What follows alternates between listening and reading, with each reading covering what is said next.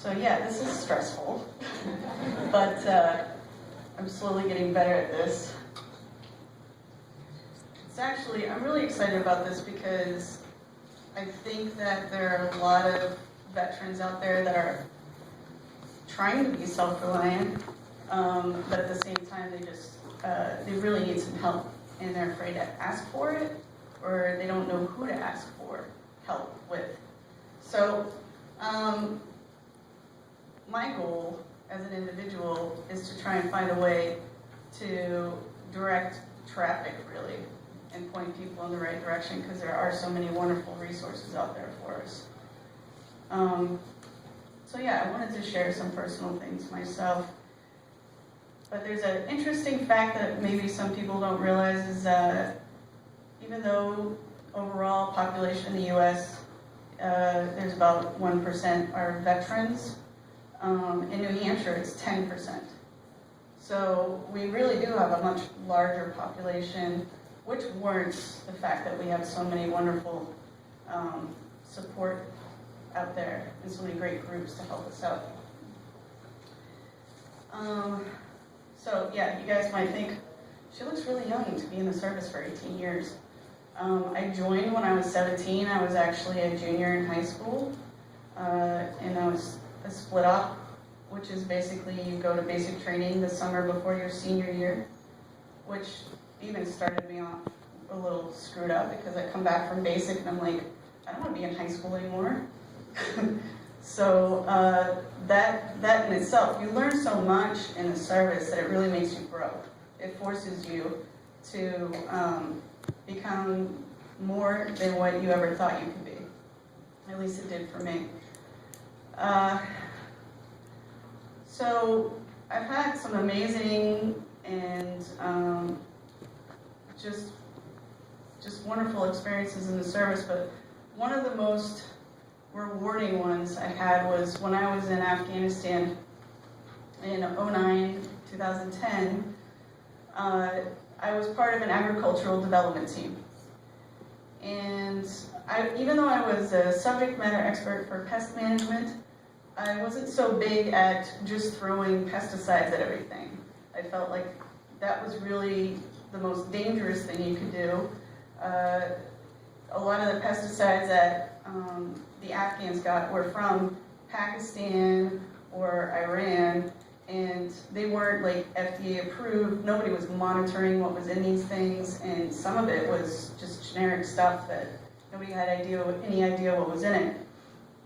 So I was having a hard time finding a way to interact with the agricultural departments in our province, just because it just didn't seem like there was any way I could really help them.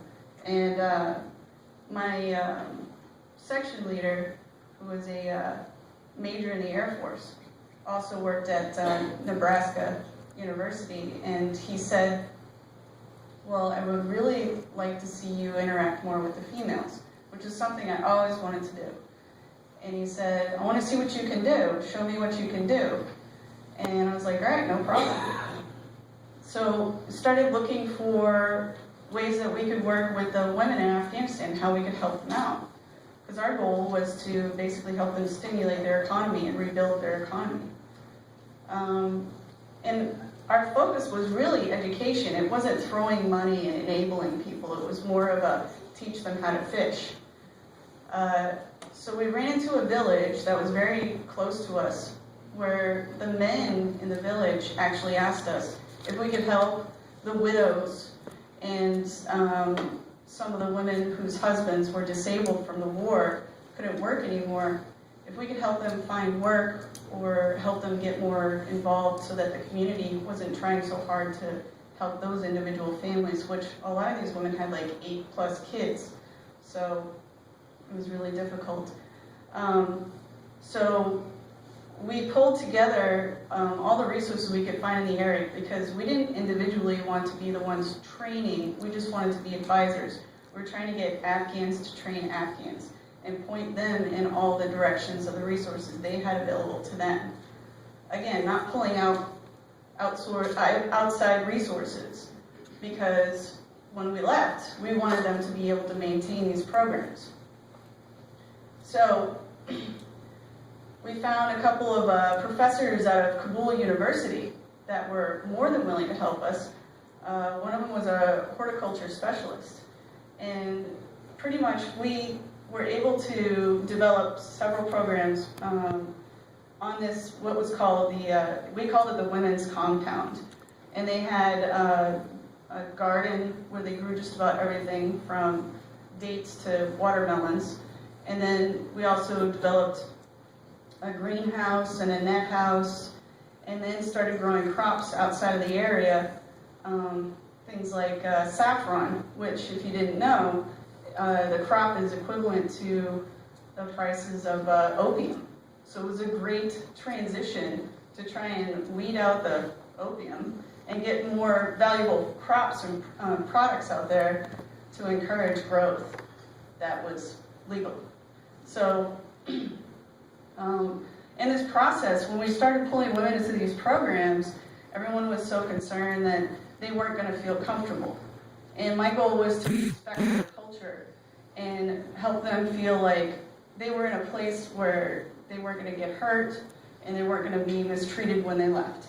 So I was the only female on my in my unit, and so I had to go around and ask other units on our FOB if they were willing to let me steal some of their females to help us.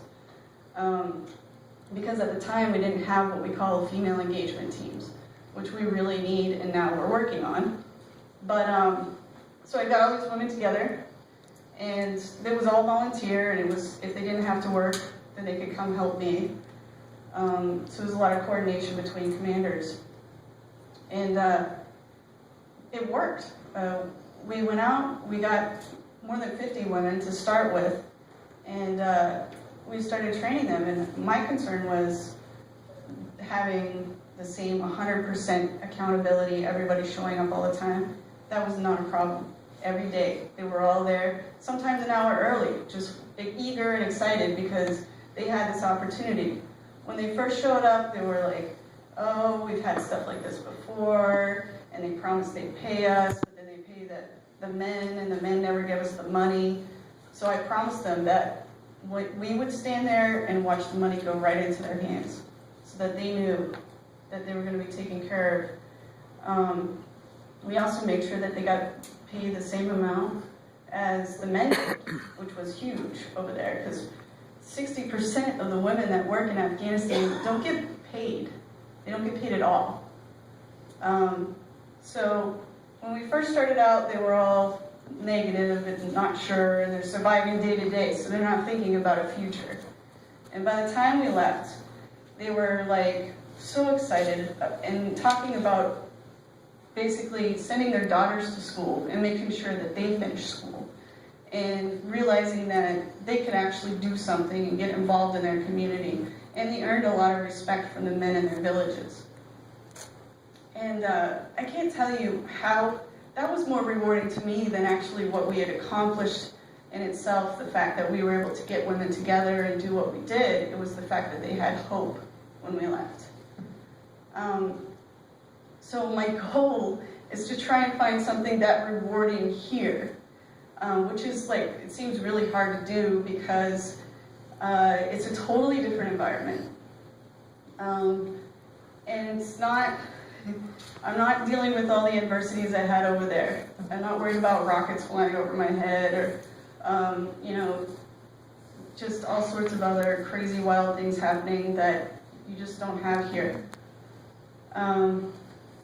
But I can tell you that that's what I want to do. I want to help people, and that's what I've always wanted to do.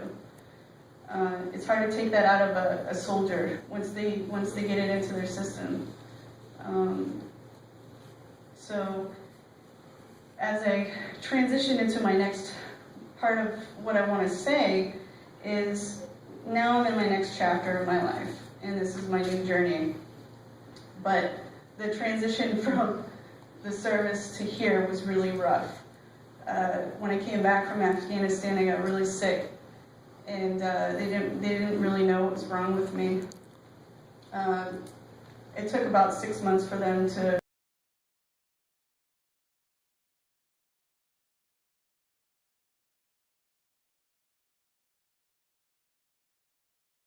wheelchair. I couldn't breathe. They had me on every medication you could think of, and I had all the side effects you could think of. But I slowly pushed my way through it and started to get better. And in the process, just really was going stir crazy, because sitting around for a veteran is the worst thing you can do, because you get stuck in your head and you're thinking too much. So I got encouraged by counselors and therapists to see if I could get back into college and start my next journey. So I started to go to UNH last year, and it's really helped me out. But in the process, I've also discovered all of the overwhelming things that come with going through the system and getting your foot in the door. It's just like when you come back home, it's just as overwhelming, because there's so many resources and there's so many things that are available to you, but you're not sure where to start. So I think one of the things that I struggled with in the very beginning was basically just recognizing that I'm not like most students. And sitting in the classroom, and there's like a lot of these kids are 18, 19, 20-ish years old, and it's just hard to sit there and listen to some of the questions they'll ask, and I have to bite my lip sometimes, but their intentions are good. So there's a few times where I've opened up and like said, yes, I'm a veteran, and then I really wish I had put my foot in my mouth, because some of the questions or stereotypes that people have for veterans are, well, let's just say they're pretty stereotypical. My friend and I were joking earlier about how people ask you all the typical questions that you really don't want to hear. And a lot of it is silly things like, oh yeah, I've seen Black Hawk Down. Yeah, I got a good idea of what you've been through. Stuff like that just drives you crazy. So I don't want to necessarily be known as a veteran per se, but as an individual who has that experience under my belt, and somebody who knows what it's like to deal with adversity, and knows that I have the potential to do great things. So what I feel fortunate about is that I am willing to put myself out there so that people can see, yes, there's veterans out there that are just like me. They have PTSD, they struggle with certain things, but at the same time, they're still pushing their way through and moving forward. I force myself to sit up front, even though I can't stand it. It's a challenge for me.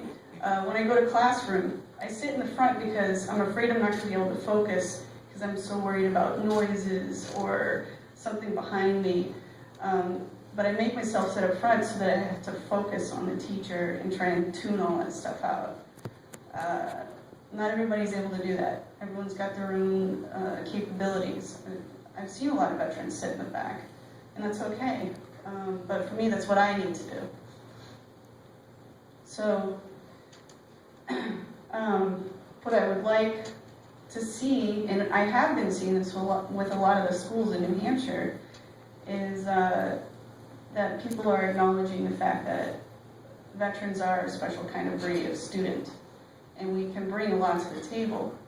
A lot of us struggle with memory issues, myself included, but I could really take what's been taught to me and apply it to what I've experienced in life.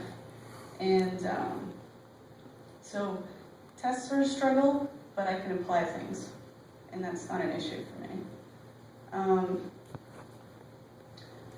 But I just wanted to say thank you to everybody who's part of these resources and are trying your best to be as available and as supportive as you could possibly be to us, because we really need it. And I just really appreciate everything you guys do. And I just want to say thank you. You're welcome.